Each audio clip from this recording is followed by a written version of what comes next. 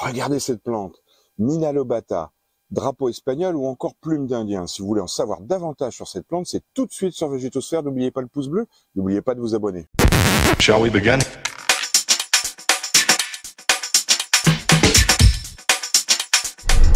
Eh bien bonjour, voici une plante annuelle extrêmement facile à cultiver. Elle est vraiment magnifique quand elle se met à pousser et à fleurir, parce que ça c'est la cerise sur le gâteau. Alors cette plante grimpante qu'on appelle Mina lobata, c'est aussi un peu l'ancien nom. Aujourd'hui nous devrions plutôt l'appeler Hippomée lobata, cette grande famille des hippomées dans laquelle on va retrouver les hippomées à grandes fleurs, qui sont elles aussi volubiles et grimpantes, tout aussi spectaculaires que la Mina lobata. Il y a le liseron, il y a les hippomées de jardinière avec ce beau feuillage qui accessoirement peuvent offrir une fleur, mais le but c'est bien le feuillage. Je vous mets là aussi des photos. Il y a évidemment la patate douce qui est aussi une autre hippomée. Là, elle est évidemment comestible. La famille au sens large du terme, c'est bien la famille des convolvulacées. Donc une particularité, c'est une plante qui grimpe vite, fort, qui est originaire d'Amérique du Sud, d'Amérique centrale, et qui aujourd'hui, pour Mina lobata, a essaimé un peu dans toutes les parties chaudes de la planète.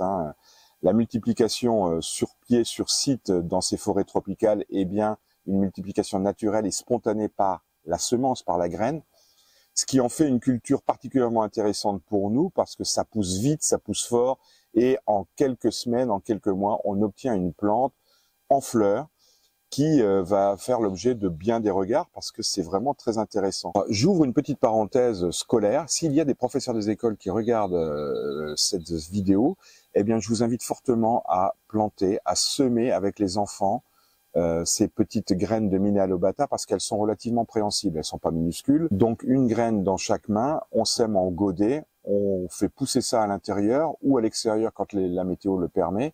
On prend soin de mettre quelques tuteurs et de ne pas les mettre les unes à côté des autres parce que la vitesse de développement est absolument incroyable, on y reviendra après. Et on va planter ça vers le mois de mai-juin dans le jardin de l'école. Si quelqu'un peut arroser en été ou si l'été est un peu humide, on profitera alors d'une rentrée scolaire en septembre avec des Mina lobata, avec des hippomées absolument exubérantes. Je vous invite à essayer de trouver des tuteurs de 2, 3, 4, 5 mètres de haut, car c'est la hauteur que peut atteindre cette plante, et de faire des petits totems. Ces totems seront un abri particulièrement intéressant pour les enfants à la rentrée de septembre. Voilà, je ferme cette petite parenthèse. Grand intérêt pédagogique pour cette plante, cette culture et cette graine. Mina lobata, je l'ai dit, est originaire d'Amérique. On la retrouve un peu partout. Elle a cette capacité de pousser particulièrement vite. Sa fleur est absolument remarquable. D'ailleurs, elle ne ressemble pas aux autres hippomées. On a des fleurs qui ressemblent un peu au drapeau par les couleurs portées au drapeau espagnol. D'ailleurs, on l'appelle aussi le drapeau espagnol. On l'appelle aussi plume d'Indien parce qu'elle a ce côté effilé qui pourrait rappeler les Indiens d'Amérique. Le feuillage est trilobé. Il est déjà très mignon sans que la floraison apparaisse. Les tiges, la croissance de cette plante sont quelque chose d'absolument phénoménal. Si vous mettez un petit time-lapse en 24 heures, vous allez pouvoir étudier sa vitesse de développement. Si vous restez 12 heures ou 24 heures devant la plante, vous allez la voir pousser. C'est absolument phénoménal. Je ne pense pas avoir déjà rencontré une plante, sauf peut-être les autres hippomées, qui poussent aussi rapidement que cette plante, que cette Mina lobata. Un aspect volubile, grimpant, rapide, extrêmement généreux, ce qui fait qu'on arrive à couvrir très facilement des grillages, des clôtures, des claustras, des tonnelles.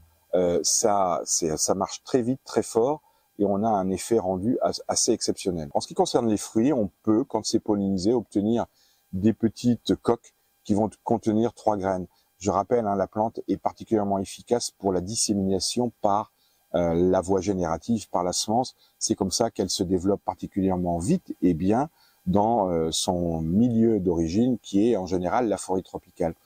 Quand on dit forêt tropicale, on pense une culture à l'ombre ou mi-ombragée, ce qu'elle supporte parfaitement, mais elle est aussi tout à fait capable d'aller au soleil, en plein soleil. Il suffit de l'arroser et ça pousse vraiment rapidement. Ici, je l'ai dans un petit pot, elle va faire 1m20, 1m50 de haut.